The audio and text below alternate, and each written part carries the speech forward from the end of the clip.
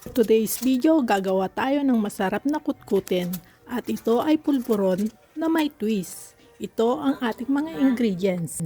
Arena, asukal, margarine at Oreo.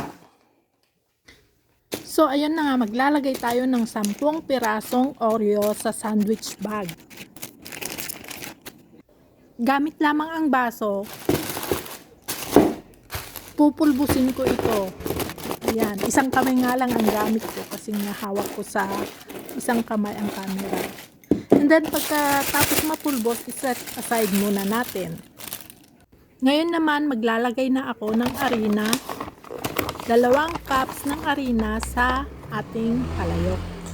Isasangag natin ito hanggang maging golden brown. Maaamoy mo naman, mabango siya. Kaya malalaman mong luto na. Ayan, luto na ang ating harina. Idagdag na natin ang asukal, 3/4 cup of sugar, 1 cup of powder milk, at ang ating Oreo, supposed to be, iuna natin yung margarine or butter, kaso nakalimutan ko. So ayan, idagdag na natin ang 3/4 cup of butter na napakakapit. Mas makapit pa sa kabit. Sarap.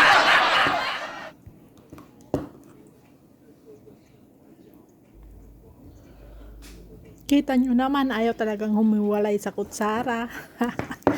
And then, after nyo pong mailagay lahat yung ingredients, i-mix lang po natin hanggang mag-well combine. Kung may gloves kayo, mag-gloves na lang at kamay ang gamitin nating pang-mix, mas madali. After ma-mix ng mabuti, pwede na tayong mag-start mag-mold ng ating pulburon. At charan, ito na ang ating nagawang pulburon with Oreo. Thank you for watching!